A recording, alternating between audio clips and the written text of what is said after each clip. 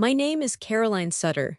6 months after my own family stole my wedding trust and gave it to my sister, I looked my father in the eyes as I dropped a crystal wine glass onto the dining table and said, "Don't bother RSVPing." Then Lucas, my fiancé, took out his phone and said, "Cancel the private jet. Her parents won't be attending the wedding." My mother's fork clattered onto her plate. My father turned gray, and I smiled for the first time with dignity. "Tell me, where in the world are you watching from? Drop it in the comments." I read everyone. I didn't expect anything.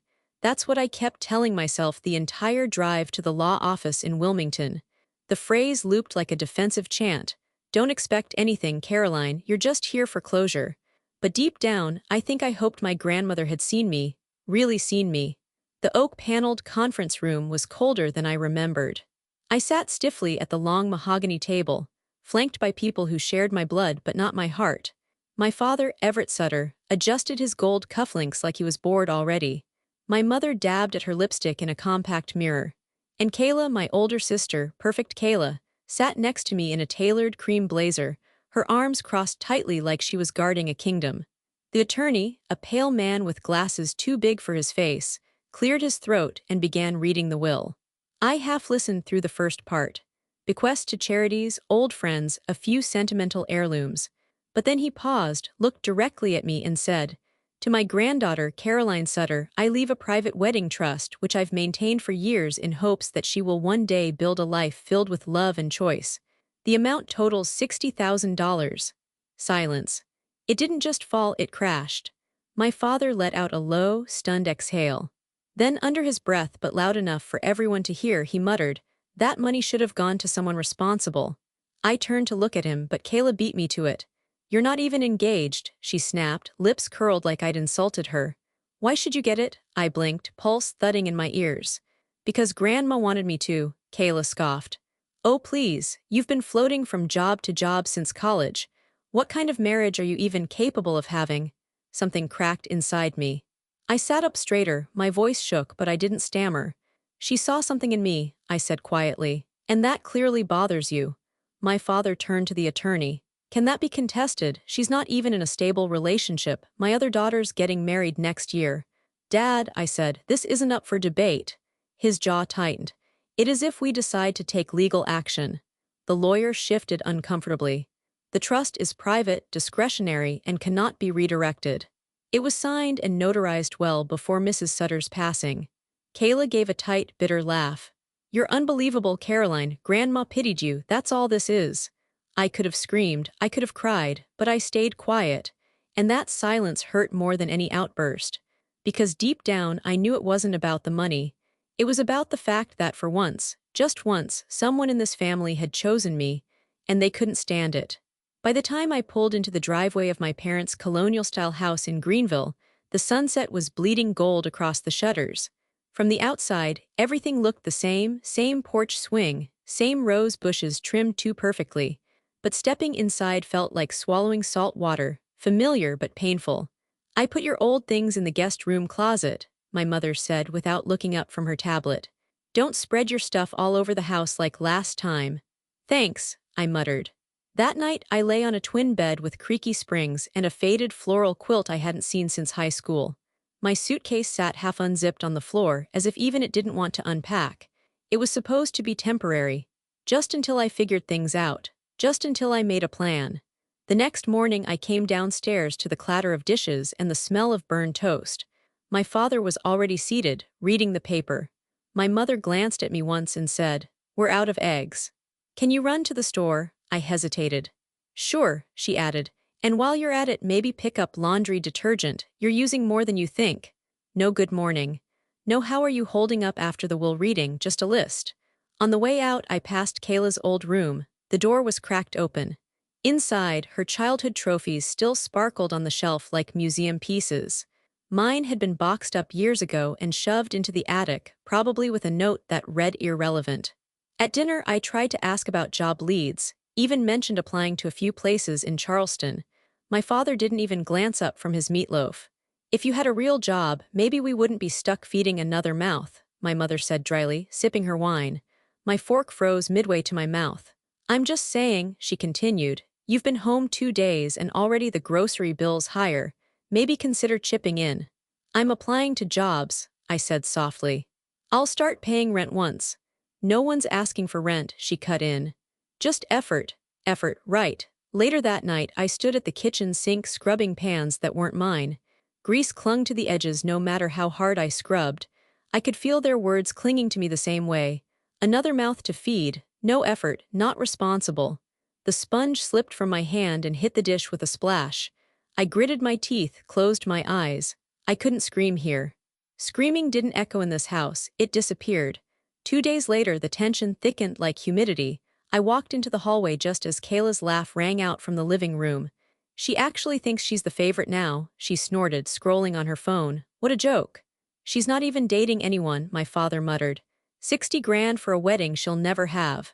I stopped mid-step. My heel creaked against the wood. Their voices dropped, but the message had already landed like a punch to the ribs.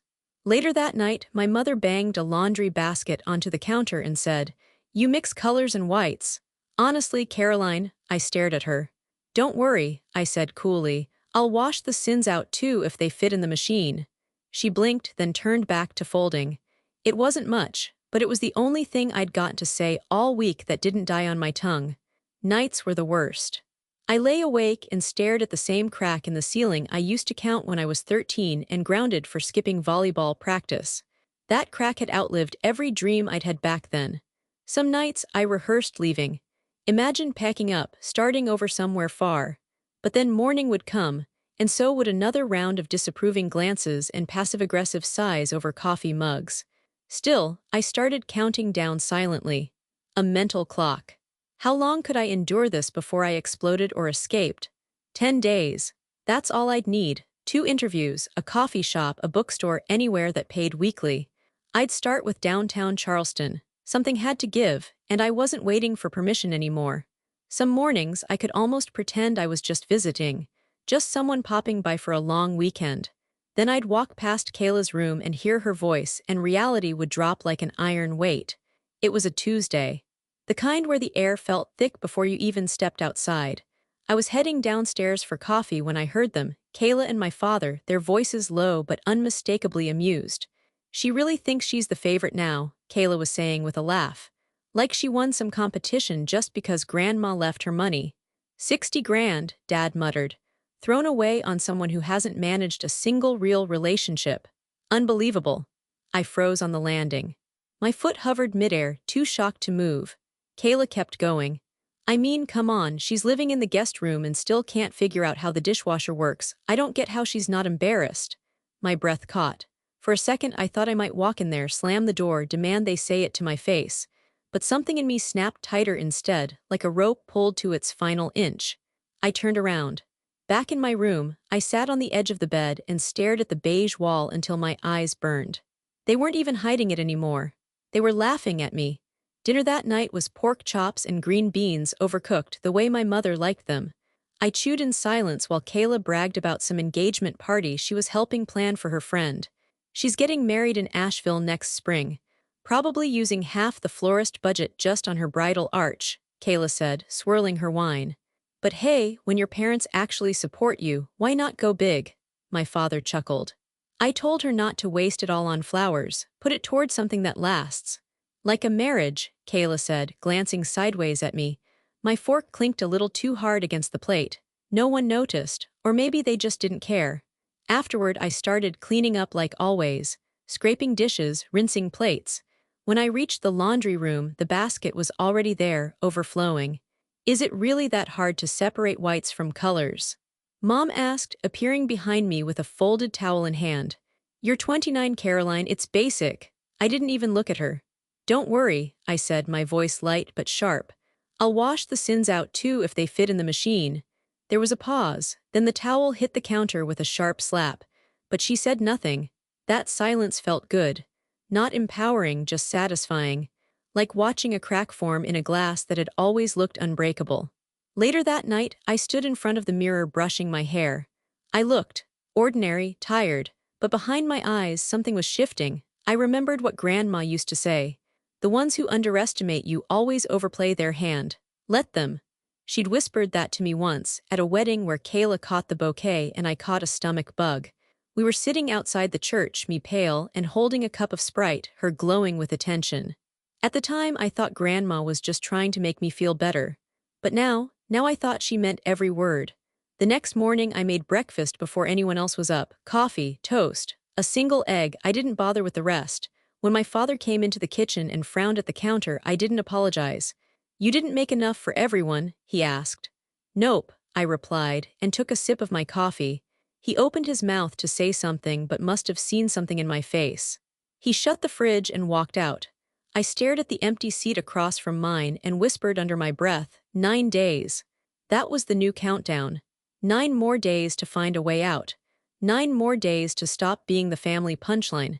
Because I wasn't going to survive this house if I didn't start becoming something other than invisible. On the 10th morning, I packed my suitcase before sunrise. No dramatic goodbye, no teary exit. Just one last glance at the creaky bed, the empty closet, and the framed picture on the wall of a family I no longer recognized. I left a note on the counter. "Thanks for the roof. I'll make sure it's the last one I ever borrow." Then I stepped out the front door without looking back. Charleston hit me like a breath of salt water, humid, alive, indifferent. I found a tiny studio above a bakery downtown, barely wide enough to stretch both arms. The ceiling fan wobbled when it spun, and the mattress squeaked with every exhale. But it was mine. Every dollar scraped together from an old savings account, a security deposit funded by the last of Grandma's birthday checks I'd never spent. Not the trust, God knows I hadn't touched that yet. Still too raw. I spent the next 2 days walking street after street in flats that blistered my heels, handing out resumes and hoping someone would see more than my flushed face and nervous smile. By day 3, I was running out of options and patience. That's when I walked into the Driftwood Cafe. It was small, sunlit, with windows that fogged in the morning and smelled like burnt espresso by noon. The manager, a short woman with sharp eyeliner and a sharp tongue to match, looked me up and down. "Ever served tables before?" she asked. "Not officially." She raised an eyebrow. "Not officially. I've served people who never tipped and criticized everything I did," I said. "So, I've had practice." She stared at me, then snorted. "You start tomorrow. Wear black, don't be late, and don't spill on anyone important." I could have hugged her, but I settled for a quiet, "Thank you." The next morning, I was on my feet by 6. Hair tied back, apron tight, notepad in one pocket, bandages in the other, just in case the shoes betrayed me again. By 9 a.m., I'd already messed up 2 orders and dropped a spoon under someone's chair. I was sweating through my shirt and biting back panic. "You okay?" a voice asked during the lunch rush. I turned. A waitress with tight curls and dark brown eyes gave me a sympathetic look. "June," she said, offering her hand. "Don't let the register eat you alive, it bites." "I'm Caroline," I replied, managing a laugh. We worked side by side the rest of the shift, ducking and weaving between coffee orders, toast mishaps, and customers who believed decaf was a crime. By the end, my feet were aching, my head was spinning, and I'd forgotten what a full breath even felt like. But as I was wiping down the counter, June handed me a glass of ice water and said, "You've got heart, Caroline, that matters more than money." I blinked at her. No one had said something kind to me in I couldn't even remember how long. That night, I walked back to my studio with sore calves and an even sorer back. My shirt still smelled like hash browns, and there was a smear of syrup on my elbow. But for the first time in weeks, I felt tired in a way that made sense. Not exhausted from defending my worth. Not drained from shrinking myself in someone else's house. Just tired from work, tired from trying. And strangely, that kind of tired, it felt good. I sat on the window ledge of my studio, eating a slice of leftover pie June had snuck into my bag. The city hummed outside. Cars, voices. Busker playing a guitar down the street. No one here knew me. No one expected me to be anything but exactly who I was. And maybe that was the first step toward becoming someone new. Someone free.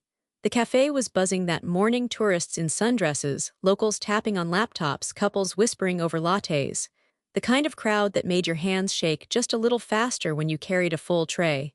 "Table 7 wants oat milk," June called from behind the espresso bar. Again. "Do we even have oat milk?" I asked, balancing 2 cappuccinos, a black coffee, and a croissant on my tray. June grinned. "Probably not. Good luck out there, soldier." I made my way through the maze of chairs and elbows, ducking around a toddler with sticky fingers and an older man with a cane stretched out into the aisle. I didn't see the spill.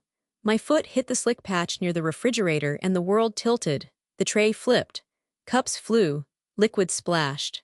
And suddenly I was looking down at a man in a tailored navy jacket, his lap and chest covered in steaming espresso, his jaw clenched in pain. "Oh my God," I gasped. "Oh no no no, are you okay?" he winced. "Hot. I am so sorry," I stammered, grabbing napkins that felt pathetically useless. "Are you burned? Do we need ice? Do you need to sit?" "I was sitting," he said, trying to lift his soaked shirt from his skin. Our manager, Vanessa, pushed through the crowd. "What happened?" "I slipped," I said quickly. "The floor, there was something wet, I didn't see it, and Vanessa turned to the man. "Sir, we'll call an ambulance just to be safe, please don't move."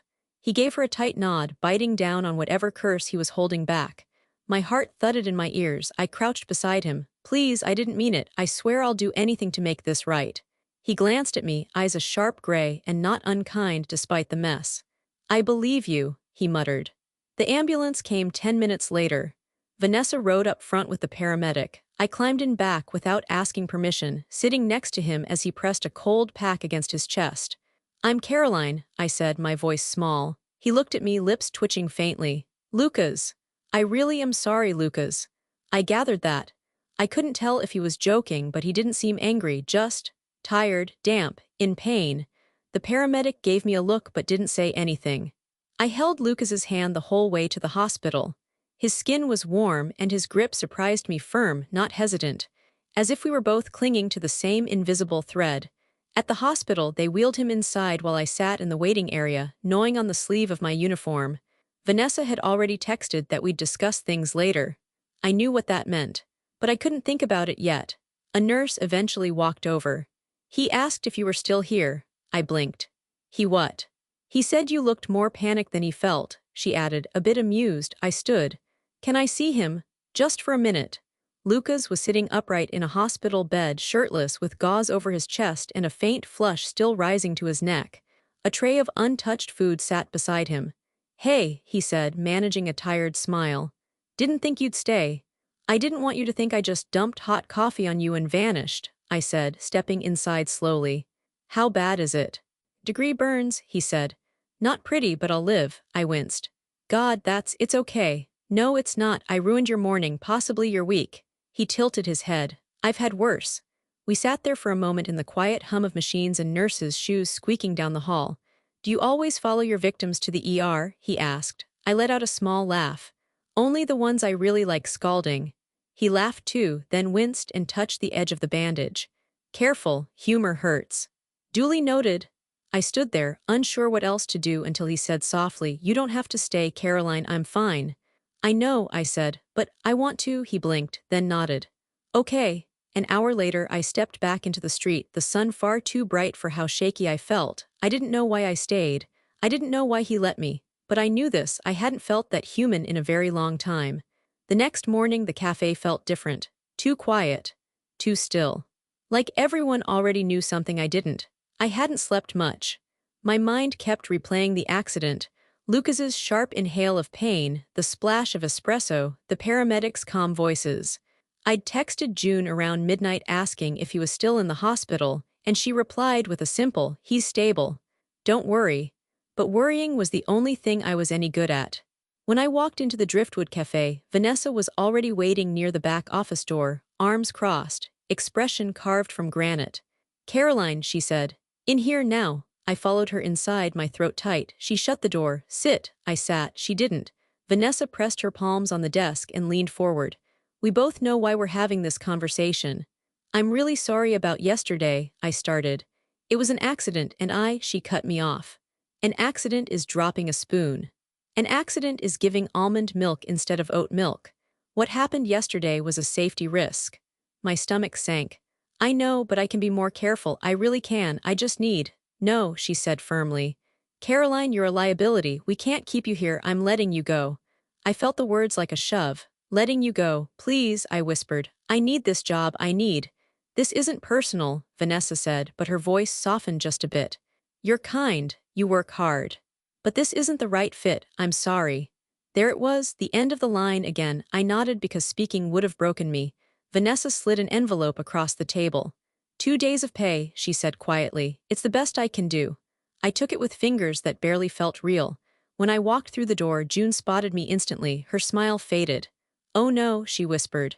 "Caroline, I'll be okay," I lied, pulling her into a quick hug before I could start crying. "Thank you for everything." And then I left. Again. Packing my studio took less than 20 minutes. Most of what I owned fit into 2 duffel bags and a grocery store box. The last thing I did was stand in the center of the room and breathe in the smell of vanilla and yeast from the bakery below. It was the smell of almost independent, almost stable, almost myself again. But almost doesn't pay rent.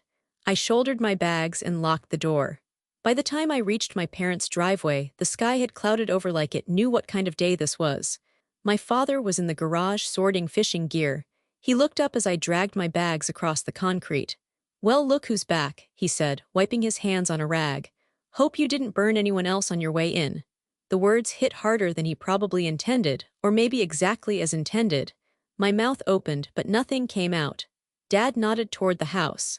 "Your mother's inside. You can take the guest room again, but don't dump your stuff everywhere. We just reorganized." Reorganized, like I was clutter, I swallowed. "I lost my job." "Shocking," he said dryly. "Really shocking." I tightened my grip on the bags. He sighed as if my existence exhausted him.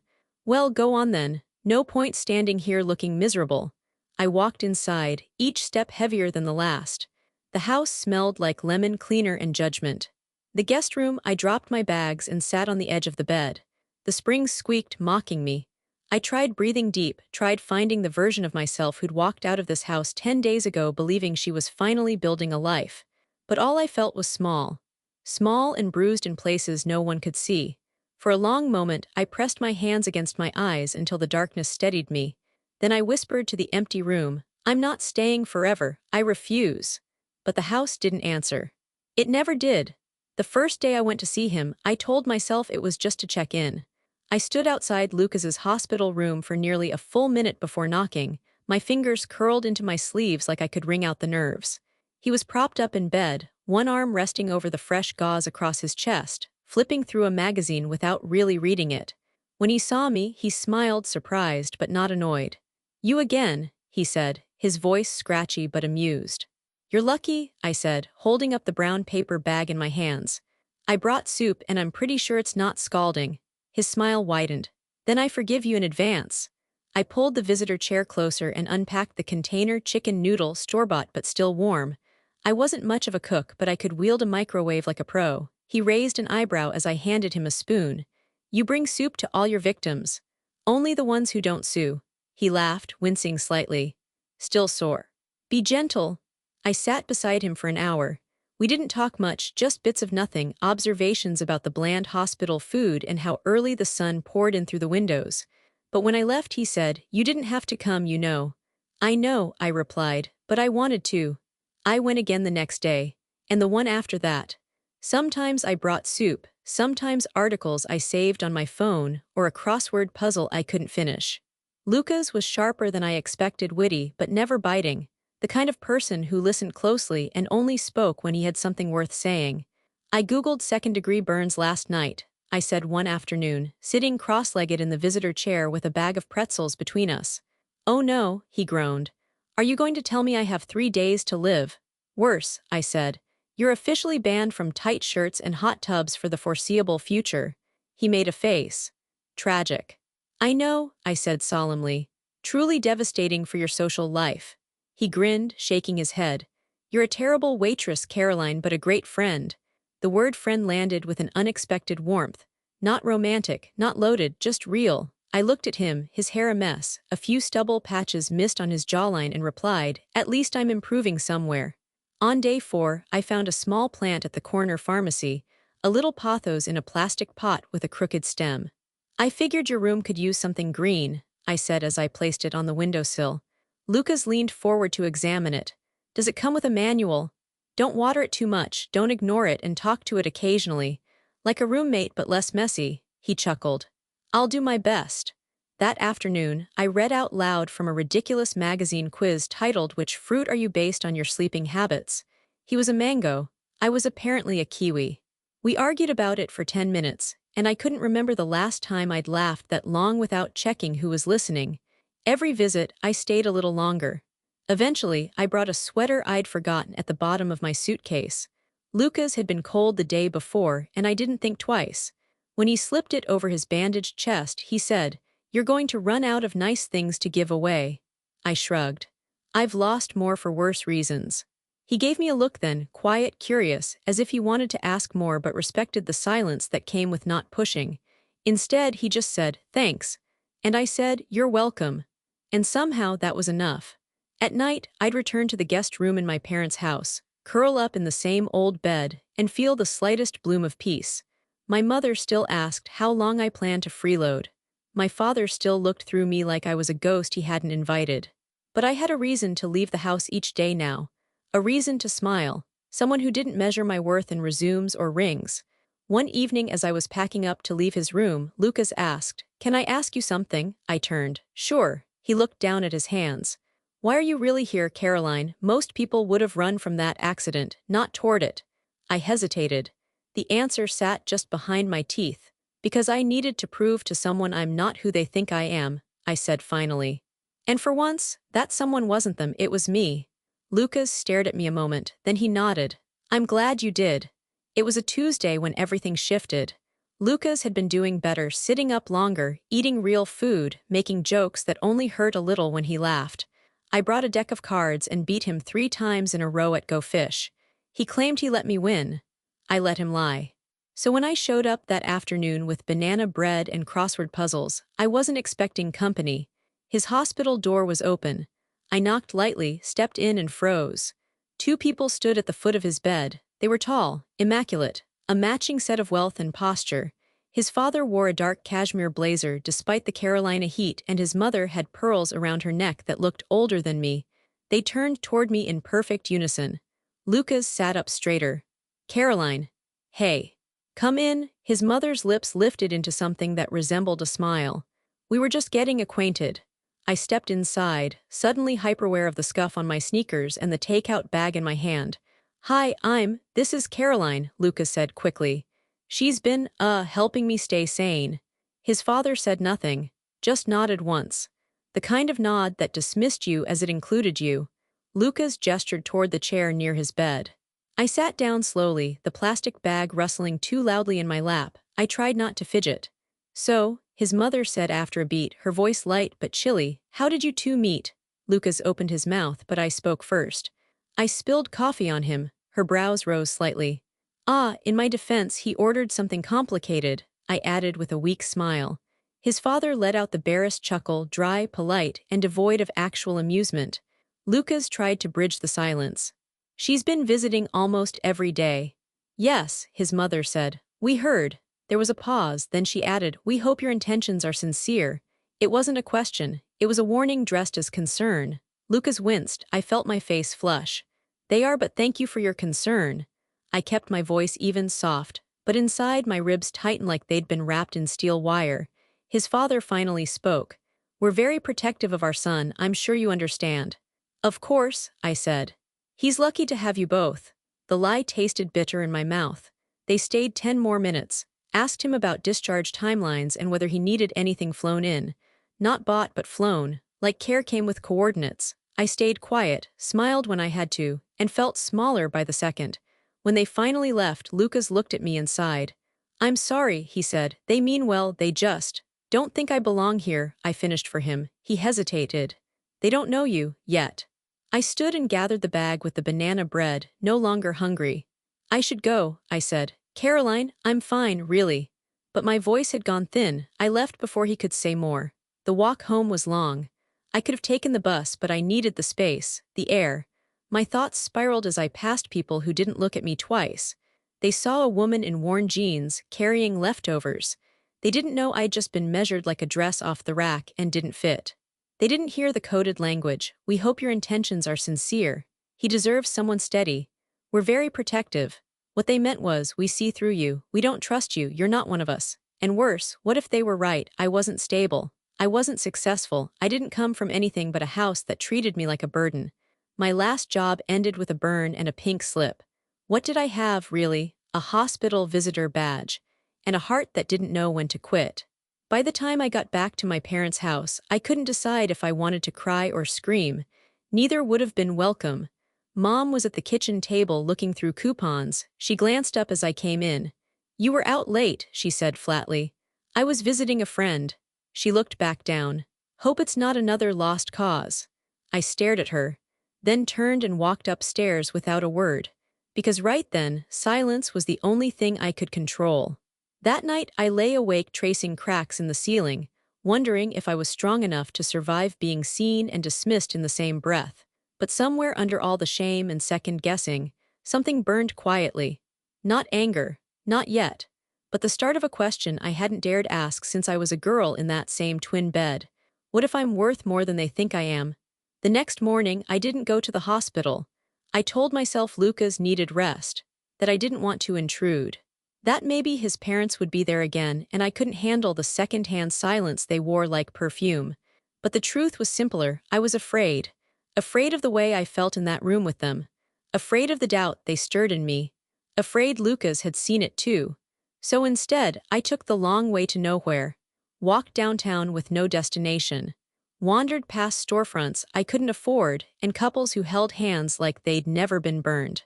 I ended up in the used bookstore on Calhoun Street, trailing my fingers over cracked spines, pretending I had somewhere to be. I didn't, not until my phone buzzed. "Lucas, hey, you okay?" I stared at the message for a full minute before responding. "Me, fine, just needed a day." Three dots danced for a moment, then vanished, then returned. "Lucas, come by tomorrow. I have something to ask you, something to ask me." My stomach twisted, but I replied me, "Okay." The next day I brought 2 coffees, one for him, one for me, and a cautious heart. He was sitting upright in bed when I arrived, his face brighter, his coloring better. The bandages were smaller now and his eyes sharper than I remembered. "You came," he said, relieved. "You texted," I said simply, offering him the coffee. He took it but didn't drink, just held the cup and looked at me. "You were quiet yesterday." I nodded. "Your parents made me feel like a pothole someone forgot to fix." "I know," he said softly. "I should have stopped it. I don't know how to talk to them when they decide who someone is before asking their name." I let out a breath. "You don't have to explain. I'm used to people making up their minds about me." Lucas looked down at the cup. "You shouldn't be." We sat in silence for a beat, then he cleared his throat. "So, here's what I wanted to ask." I braced myself. "What if we tried this?" I blinked. "This?" He looked at me, no hesitation, no jokes. Just sincerity. "I want to date you, properly, take you out. Buy you the worst movie popcorn of your life, argue about dessert, have a first date that doesn't involve an IV." I laughed, startled. Lucas smiled. "Is that a yes?" I stared at him, coffee in one hand, heart pounding in the other. He didn't look like someone trying to save me. He looked like someone trying to meet me where I was, and for once I didn't feel like I had to prove I deserved it. "Yes," I said. "But only if you never make me serve you coffee again." He held up his hand. "I solemnly swear." "Then you've got a deal." The first time we went out, it wasn't anywhere fancy. Just a late afternoon walk around the waterfront park. The sky was bruised pink, and the air smelled like Tide and sugar from the food trucks. Lucas wore a soft button-down that still made him flinch when the collar brushed his bandages. I wore a dress I'd forgotten I owned, one my grandmother had mailed me years ago, with a note that said, "In case you ever need to feel like yourself." We didn't hold hands right away. We didn't talk about family or expectations or the people we used to be. We talked about favorite bookstores, about the worst dates we'd ever been on, about why neither of us could fold a fitted sheet without getting angry. Later, we sat on a bench and shared a cinnamon bun that made both of us laugh mid-chew. "Do you always eat like the world might end?"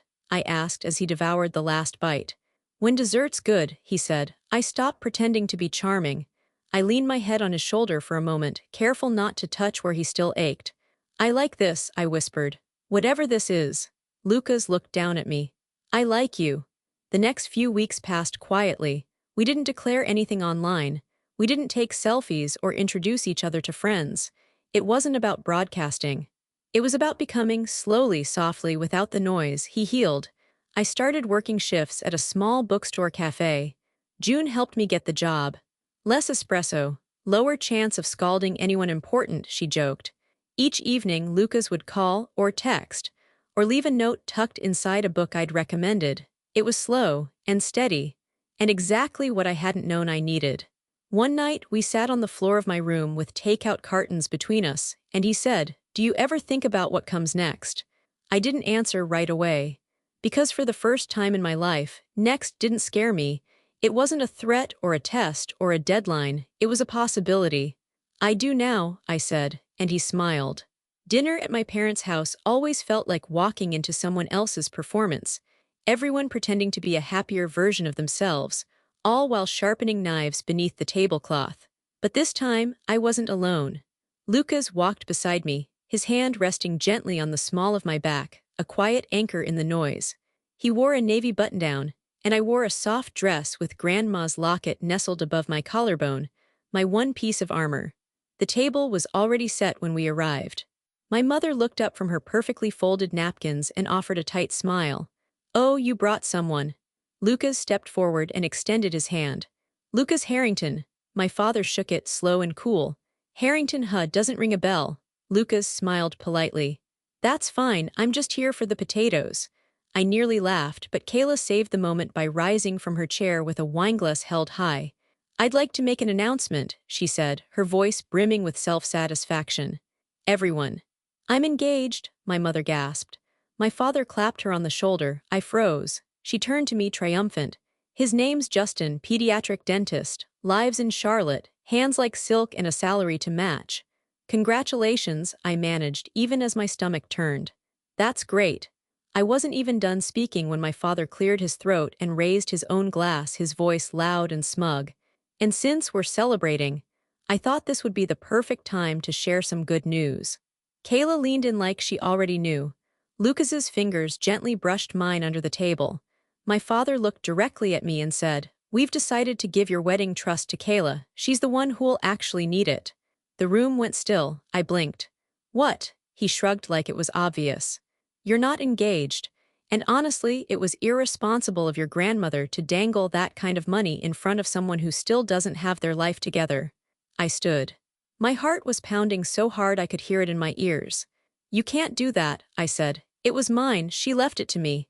"It wasn't a gift," my mother cut in. "It was a hope, and you've done nothing with it." Kayla leaned back in her chair, sipping her wine. "Try not to make a scene, Caroline, it's just money." Lucas rose beside me slowly, calm and measured. "No need," he said softly, placing a hand on my arm. Then he pulled out his phone. He scrolled, tapped, and held it to his ear. "Hi," he said calmly. "Cancel the private jet. Her parents won't be attending the wedding." Kayla choked on her wine. My father frowned. "What the hell does that mean?" Lucas turned to them without blinking. "I'm Lucas Harrington. My family owns Silvercross Holdings, and Caroline will never be disrespected by you again." The silence that followed was deafening.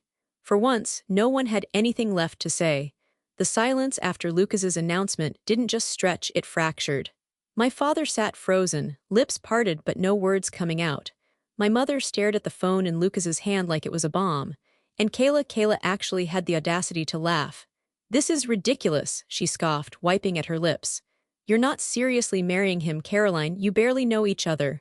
Lucas turned to her, calm as ever. "We know enough." "And what, now you're flying off to a castle?" she sneered. He tilted his head. "Actually, Napa Valley." Kayla blinked. My mother found her voice. "We didn't raise you to be some man's trophy, Caroline." I turned to her then, really turned. My voice didn't shake this time. "No, you raised me to stay small, quiet, and grateful for crumbs, but I've seen what real kindness looks like now. I know what dignity feels like." My father stood, puffing out his chest. "This is still our house." "Not for much longer," I said simply. "You've taken what was mine again, and I won't ask for it back." He smirked. "Finally learning your place?" I nodded. "Yes, and it's not here." Lucas reached for my hand. I took it without hesitation. "I won't fight for a seat at your table," I said, steady and clear. "I'll build my own." Kayla rolled her eyes. "Don't be dramatic." But it wasn't drama anymore, it was closure. I looked once more at the people who'd raised me, who never really saw me, and then I turned. Lucas opened the front door for me. I walked through it. The air outside hit me like freedom. Cool, steady, full of stars. I didn't cry. I didn't even breathe deeply. I just walked to the car, hand in hand with someone who didn't need to be convinced I mattered. When we reached the driveway, Lucas paused. "Are you okay?" I nodded. "I don't think they'll ever understand what they lost." "You don't need them to," he said. And for the first time in my life, I believed it. We drove away with the windows down, wind in our hair, and nothing left behind worth mourning. The vineyard smelled like summer. Not the sticky kind. The golden kind, the kind that kisses your skin instead of clinging to it. Rows of grapevines stretched behind us, rolling over the hills like someone had tucked green blankets across the earth. My wedding dress wasn't designer. It didn't sparkle. It didn't sweep the floor like a movie gown, but it fit me. Soft, off the shoulder, simple. Grandma would have loved it. Her locket rested against my chest, warm from my skin, catching the light with every step I took. The ceremony was small, just like I'd asked. June sat in the front row, dabbing her eyes with a tissue that probably started out clean. My bookstore manager and her wife were beside her. Our officiant was a woman Lucas knew from his childhood, someone who smiled with her whole face and called me fire-hearted during our first call. And in the second row, two empty chairs. Labeled in delicate script, mother and father.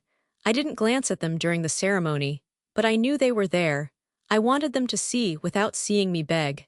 Lucas looked at me like I was the only thing that had ever made sense. He wore a light gray suit, open-collared, because I told him I didn't want anything stiff between us. No armor, no illusions, just him, just me. "You've always deserved everything, Caroline," he whispered, holding my hands as the wind played with the ends of my veil. "I'm just here to witness it." I swallowed hard, not because I was nervous, but because this was what it felt like to be chosen, not assigned, not earned, not negotiated, just seen. Our vows weren't long. Lucas promised to always carry a coffee sleeve in case of emergencies. I promised never to serve anything hotter than tea without a safety warning. We both laughed. And meant every word. When the officiant pronounced us husband and wife, there was no dramatic music or doves. Just the sound of applause, a few sniffles, and the sound of my heart finally exhaling. At the reception, we drank sparkling cider instead of champagne, danced barefoot under strings of lights, ate strawberry shortcake off mismatched plates. People toasted us with real stories, not rehearsed speeches. June stood up and said, she walked into that cafe with zero experience, 2 left feet, and the most terrified smile I've ever seen, and somehow she made us love her. I laughed so hard I cried. Lucas wrapped an arm around my shoulders and whispered, "You still have 2 left feet, by the way." I stepped on his toe for good measure. Later, when the night got quiet and the stars spilled themselves over the vineyard sky, I walked alone for a while. Not far, just to the edge of the vines. I held the locket between my fingers, kissed the cool metal, and whispered, "Thank you. Not for the money, not for the trust fund, but for believing I was someone worth rooting for, and maybe for knowing I'd get here on my own, even if the road was longer than anyone expected." 1 year ago, I thought dignity was something you earned by staying quiet and surviving whatever your family handed you. Now I know, dignity begins when you stop asking people to see your worth and start living like they already missed it. That's how my op-ed began. Dignity begins with distance, published last Sunday in the Post and Courier. I'd wrestled with every paragraph, edited it over lukewarm tea, nearly deleted the draft 3 times before Lucas read it and said, "Caroline, this isn't just a story, it's a map for someone else." So I sent it in. And now it's out there, my name, my story, my voice on paper in ink. Permanent in a way my past never was. I now co-run a foundation called Anchorlight. We provide emergency housing, legal referrals, and microgrants for women leaving toxic family environments. Our applications doubled after the op-ed ran. The first time I walked into our tiny downtown office, saw the donated couches, the faded motivational posters, the stack of intake forms, wept. Not because it was perfect, but because it existed, because I helped make it real. Some days we run out of printer ink. Some days a woman sits across from me with a bruised voice and a shaking hand, and I don't know what to say at first, so I start with the truth. "You're not broken," I tell her. "You're breaking free." And they always nod, slowly, like it's the first sentence anyone said to them that doesn't require shrinking. This morning I had coffee with June at the same bookstore cafe where I first spilled sugar instead of confidence. She showed me a photo of her new puppy. I gave her a hug that lasted longer than usual. You really wrote the hell out of that article, she said, stirring cream into her cup. I still can't believe they printed it, I said. You really still think you're not worth printing, she smirked. I grinned. Old habits die awkward. As we walked toward the parking lot, she paused and looked at me. You happy, Care? It was the kind of question people toss out casually. But she didn't mean it that way. She meant even after everything, after everyone. Even without the apology you never got. Are you okay with how it all turned out? I thought about Lucas waiting at home, barefoot, probably burning something in the kitchen because he insisted he could teach himself to bake. I thought about the unopened envelope from my mother still sitting on our hallway shelf, postmarked 6 months ago. I hadn't opened it, didn't need to, and I thought about the young woman who walked out of a law office with 60,000 reasons to feel ashamed and exactly 0 people clapping for her, and how now I clapped for her. Every day. I turned to June. Turns out, I said, losing everything was the best wedding gift I ever got.